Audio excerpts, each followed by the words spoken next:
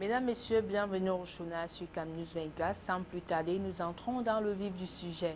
Éducation de qualité, langue d'enseignement et acquis de l'apprentissage, c'est le thème choisi pour l'édition 2016 de la Journée internationale de la langue maternelle, célébrée chaque 21 février depuis l'an 2000, et c'est le 16 mai 2007 que l'Assemblée générale des Nations unies avait demandé aux États membres et au secrétariat d'encourager la conversation et la défense de toutes les langues parlées par les peuples du monde entier. Le récit de cette journée, c'est avec Éric Ticheux.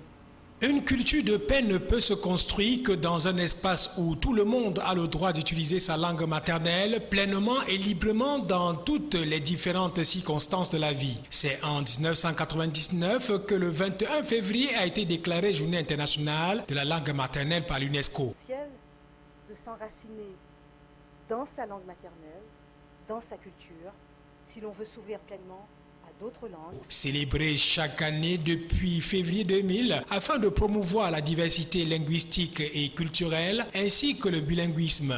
La date du 21 février, Journée internationale de la langue maternelle, a été choisie en hommage aux étudiants tués par la police à Dhaka, aujourd'hui capitale du Bangladesh, alors qu'ils manifestaient pour que leur langue maternelle, le bengali, soit déclarée deuxième langue nationale du Pakistan de l'époque. Les langues maternelles constituent les instruments les plus puissants pour préserver et développer notre patrimoine matériel et immatériel. Tout ce qui est fait pour promouvoir la diffusion des langues maternelles sert non seulement à encourager la diversité linguistique et l'éducation multilingue, mais aussi à sensibiliser davantage aux traditions linguistiques et culturelles du monde entier et à inspirer une solidarité fondée sur la compréhension, la tolérance et le dialogue. En adéquation avec l'objectif de développement durable 4 sur l'éducation de l'agenda 2030 et le cadre d'action d'éducation 2030, le thème de la Journée internationale de la langue maternelle en cette année 2016 met l'accent sur l'importance de l'éducation de qualité et de l'apprentissage des langues, en particulier la langue maternelle, dès les premières années d'enseignement. Cet aspect revêt une importance particulière pour les minorités, les peuples autochtones et les populations rurales, ainsi que pour les filles et les femmes. Il encourage la qualité de l'enseignement et des résultats scolaires en mettant l'accent sur la compréhension et la créativité plutôt que sur la mémorisation et la répétition. Les langues coloniales ont pignon sur rue dans la société camerounaise alors qu'on tient à les inculquer à la jeune génération. L'on perd conscience du bien fondé de la langue maternelle. La Journée mondiale de la langue maternelle est une nouvelle occasion de lancer un appel en nos langues à l'usage de nos langues. Colombe Ekata, Josué Gonga. Il n'y a pas l'ombre d'un doute, les langues maternelles prolifèrent au Cameroun et c'est par centaines que l'on évalue le nombre dans notre pays. La crainte vient cependant de ce que cette caractéristique du territoire national n'en vienne à sombrer dans la désuétude. Une génération de nos compatriotes est comprise au piège de la culture linguistique occidentale. Pour certains qui ne veulent pas oublier de là où ils viennent, on constate dans l'expression le mélange des langues.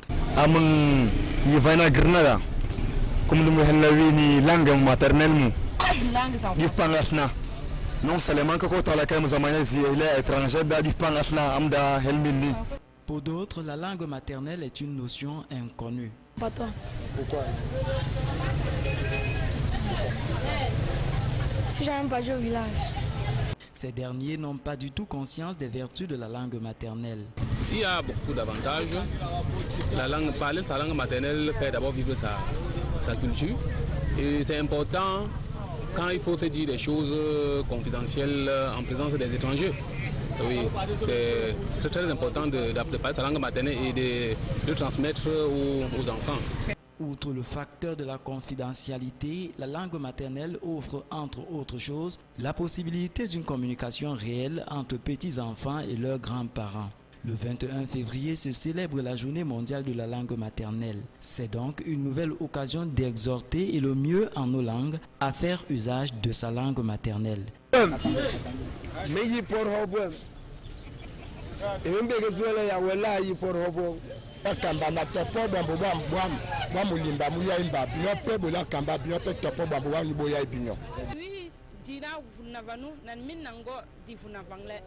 Le message, on espère, est bien retenu.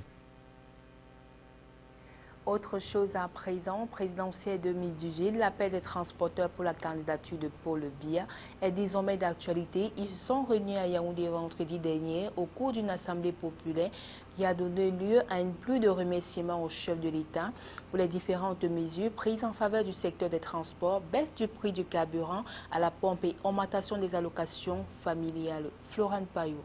Après les élus des divers coins du pays appelant à la candidature de Paul Biya à l'élection présidentielle de 2018, le tour est venu aux acteurs des transports de monter au créneau ce vendredi à Yaoundé. Réunis au parc à camions de vannes, employeurs et travailleurs des transports ont tenu à exprimer de vive voix aux premiers Camerounais leur opinion. Ce message contenu dans une déclaration des acteurs du transport pour la baisse du prix du carburant et l'augmentation des allocations familiales a été le prétexte pour ces acteurs syndicaux d'appeler à la candidature du président actuel à la présidentielle de 2018.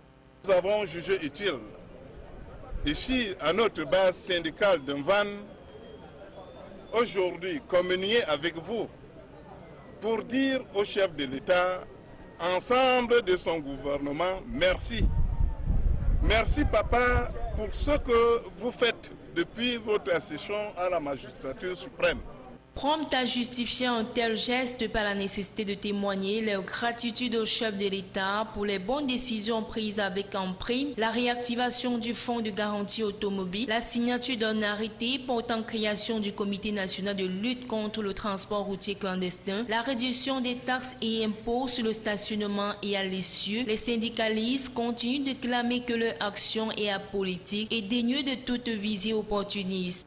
En tant que politicien, je m'exprime en tant que politicien. Ici, nous nous exprimons en tant que syndicalistes. Et le syndicat, notre syndicaliste, le syndicat est en politique, il faut bien le dire. Mais nous n'avons pas demandé au président national du RDPC d'aller se représenter. Bien qu'ayant obtenu un début de solution aux problèmes syndicaux et sociaux de l'heure, les leaders syndicaux attendent encore que des solutions soient données pour le prélèvement abusif de la TVA sur les passagers dans les transports interurbains des personnes et la tentative d'expulsion des transporteurs routiers du parc à camions de Bépanda à Douala.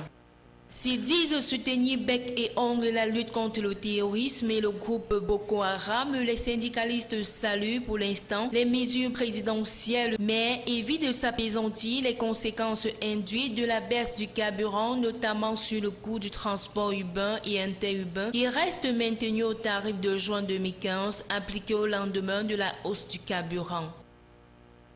Tous les regards sont en ce moment tournés vers le palais d'Etoudi pour une réaction de Paul Biya que les syndicalistes considèrent d'ores et déjà comme le meilleur risque capable de parachever le vaste chantier social entrepris depuis 34 ans.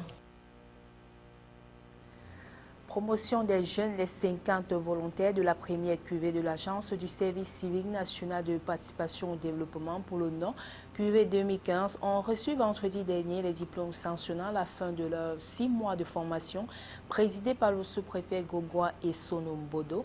Il leur a été prescrit au cours de la cérémonie de militer au profit d'un entrepreneuriat de conviction pour un Cameroun émergent. Le point avec Giscard Ambalbonier et Ritiche.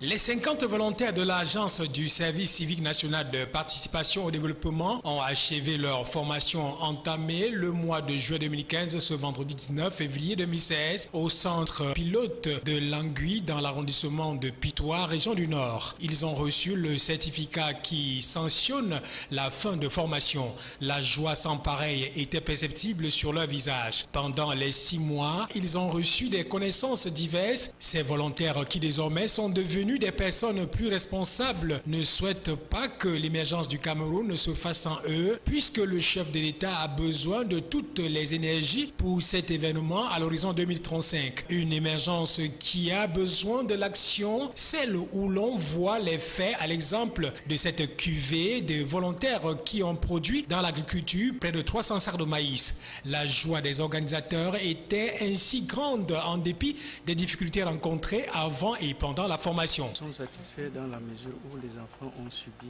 leur formation de bout en bout pendant 6 mois. Ils ont produit ce que vous avez vu et les enfants sont engagés.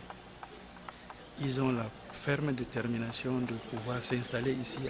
Au terme de cette formation, ces jeunes sans doute seront des leaders locaux qui vont à leur tour amener les autres à suivre leur pas et leur apprendre leur rouage de la culture, comme on le voit dans leur champ de maïs ici à Languy, ainsi qu'à l'œuvre dans l'élevage. Pour sa part, l'Agence du service civique national de participation au développement va continuer à soutenir ces volontaires, même après leur formation. Ce n'est pas tout. L'Agence du service civique national de participation au développement ne se limite pas à discerner les diplômes, mais aussi soutient les volontaires de la QV 2015. Arrivés en fin de formation, des enveloppes globales leur ont été remises au vendredi dernier jusqu'à Manboni. Michel Ateba. Les 50 volontaires du service civique national de participation au développement QV 2015, répartis en 10 groupes venus de tous les départements que compte la région du Nord, ont reçu la somme de 1 854 000 francs CFA par groupe. Cet argent leur permettra de mettre en pratique les connaissances acquises pendant les 6 mois de formation et de produire à leur propre compte. Les bénéficiaires, tous satisfaits, ont saisi l'occasion pour remercier le président de la République pour ce geste. De même, ils ont remercié le chef d'antenne de l'agence de service civique, Payamfou Kamitao, avec les autres encadreurs, qui n'ont ménagé aucun effort pour leur transmettre ces connaissances. Ils ont promis dès aujourd'hui se mettre à l'œuvre afin de combler les attentes placées en eux. Ils vont s'investir dans plusieurs domaines. Comptons vraiment nous mettre au travail dès aujourd'hui. C'est-à-dire, pour le moment, puisque nous, c'est la filière agricole, la culture du maïs pour consommation que nous avons choisi. Et comme la saison n'est pas encore arrivée, nous allons nous organiser afin de faire des contre-saisons. Ça, dans ce centre, m'a transformé, pas seulement moi, mais tous les volontaires du centre pilote de Languy. Les 1 800 000 qu'on a reçus, on va essayer de mettre dès aujourd'hui même au travail et de faire l'élevage. Le sous-préfet de l'arrondissement de Pitoa, qui présidait la cérémonie, a rappelé aux uns et aux autres que la remise de cette prime en ce jour exprimait l'attachement du chef de l'État aux jeunes qui constituent l'avenir du Cameroun de demain, et c'est avec eux que l'émergence à l'horizon 2035 sera atteinte. Pensons qu'avec la recherche des partenaires, les appuis du gouvernement ne peuvent pas être suffisants. Nous allons négocier avec les partenaires pour pouvoir avoir le maximum de moyens possibles, pour pouvoir accompagner ces gens, comme vous le voyez, sont très enthousiastes.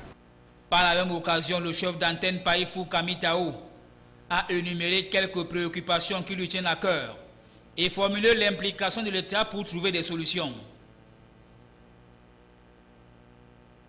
Sport football, un match comptant pour la 5e journée du championnat professionnel de Ligue 2 s'est disputé ce samedi 20 février à Douala. Dynamo était opposé à AS Etoile Meki de Yaoundé. Les visiteurs ont damé le pion aux locaux sur le score étriqué d'1-0. La formation de Dynamo enchaîne ainsi sa 2e défaite d'affilée. Le trajet de la rencontre avec Michel Ateba, Josué Nganga. Service minimum pour AS Etoile Meki ce samedi devant la Dynamo sportive de Douala à Douala. La formation de Jean de Makoun a assuré l'essentiel face à une équipe de la Dynamo en manque de repères.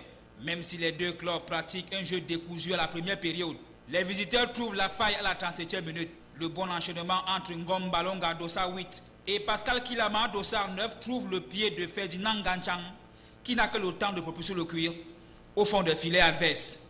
Les jaunes de la Dynamo rentrent dans les vestiaires avec ce léger désavantage. La deuxième manche n'apporte rien aux locaux malgré les assauts du capitaine Chris Mbodi.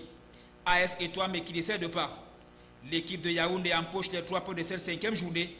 À Douala et enfonce son adversaire du jour qui signe sa 2e défaite d'affilée après celle concédée contre AS Matelo à la 4e journée.